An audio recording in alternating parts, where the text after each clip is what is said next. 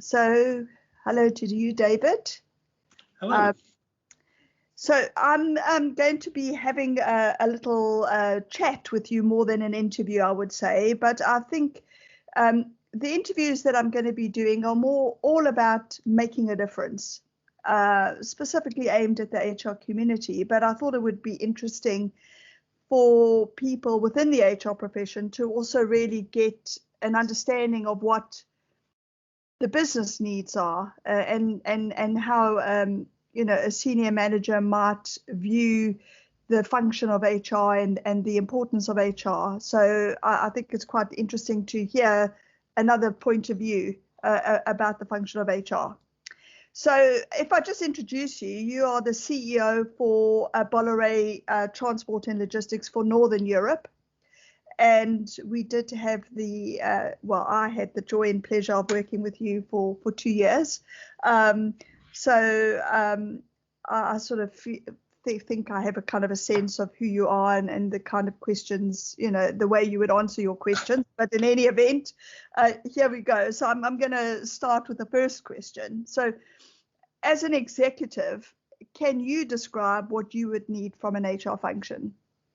Well, I think the real crux of it is that for me, HR, an effective HR, is the ultimate business partner.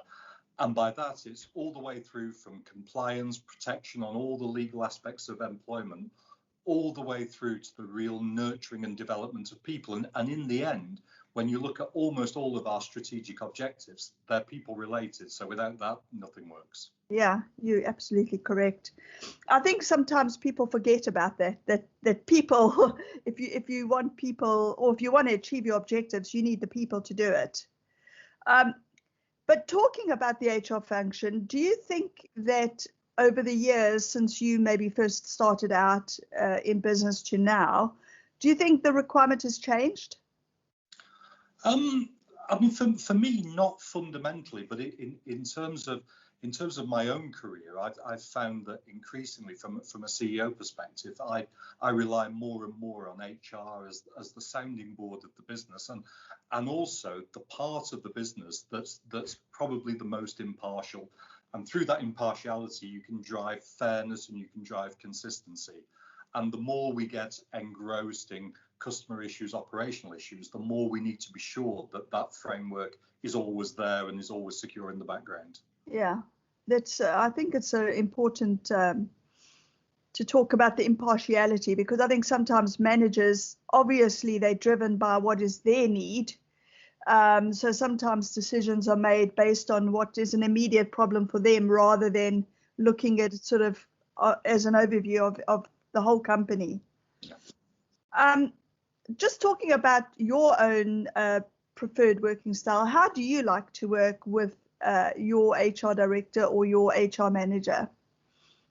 I think for me the starting point is to make sure that HR is really embedded in the ebb and the flow of the business. And as you well know, that's meant over the last period the dreadful imposition of us all working remotely via Teams calls for an hour or so each morning, to make sure we all know where we are and what we're doing.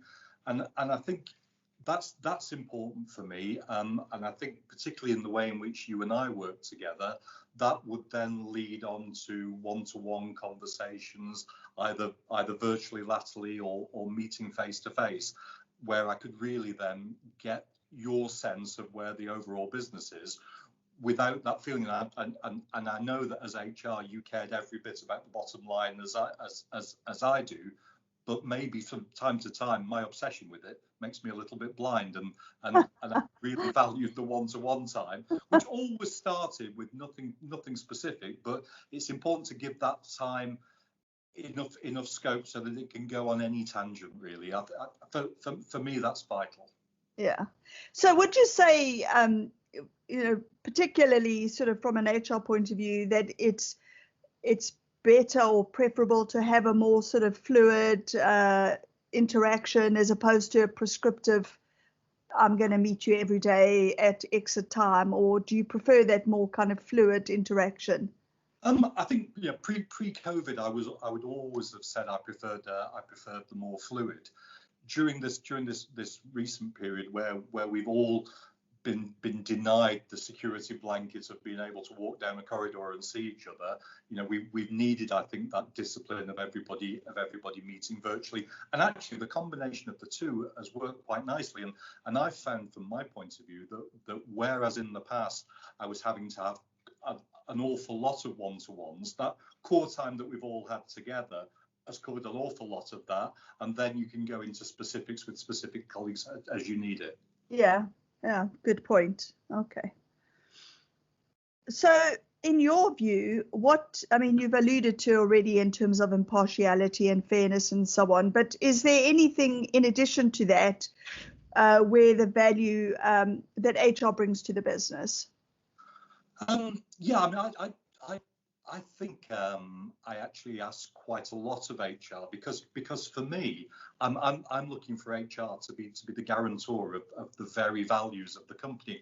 I'm not a great believer in writing a few buzzwords on a flow chart and leaving those lying around in offices.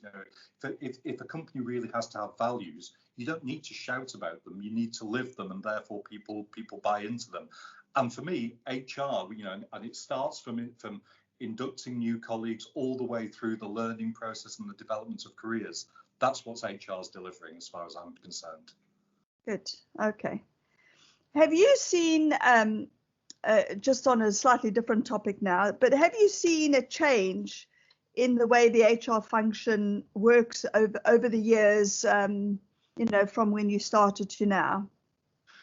Yes, I have. I think HR has travelled a long way over that period. Whether that's true across all industries, I can't be sure, but certainly from the logistics industry, HR has gone an awful long way, which in part means that the bar was set quite low some time ago. And when I started, HR was very much a support function in the background, there to make sure that holiday rosters were kept up to date, there with a box of tissues if things weren't going very well, but nothing terribly more proactive than that. And now we've gone to a point where HR is absolutely in the front line of the battles that the companies engage in.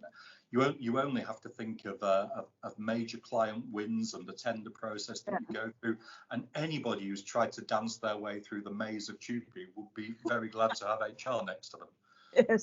Yes, I can agree with you on that point. Even HR sometimes need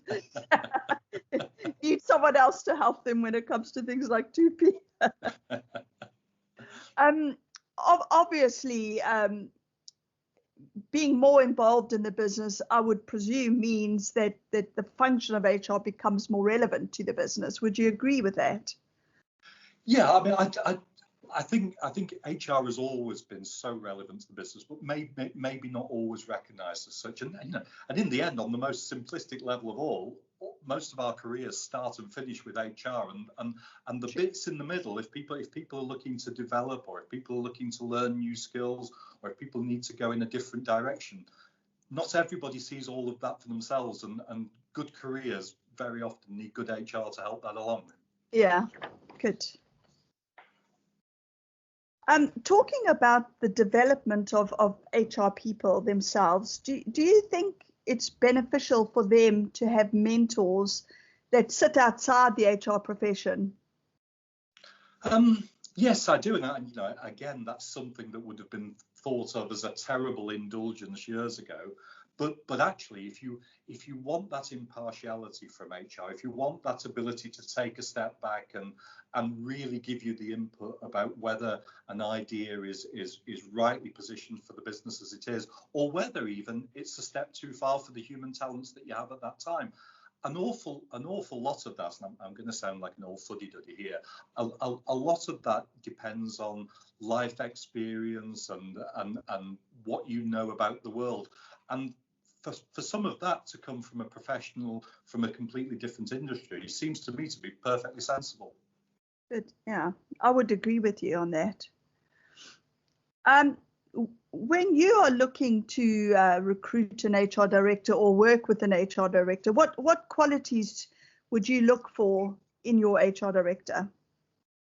I think an HR director has got to be credible across a huge range of stakeholders. Whether that be a corporate office, whether that be our own teams, whether it be our suppliers, whether it be our customers.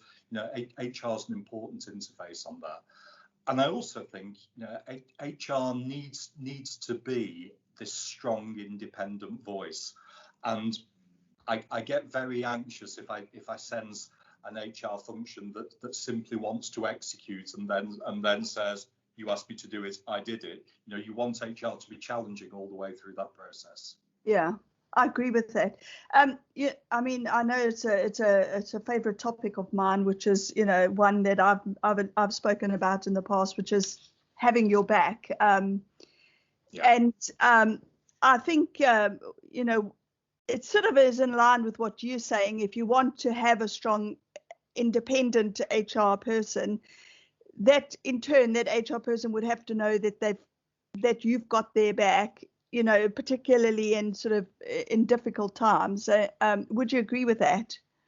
Yeah, I mean, the single greatest thing for me is time spent together in trenches, and when people know that and live through that, amazing. It's amazing afterwards how much more you get from people. If people see a sense that actually you're genuinely in it together, then the human dynamic is the absolute polar opposite from somebody who's watching their back and cautious. Yeah, I would agree.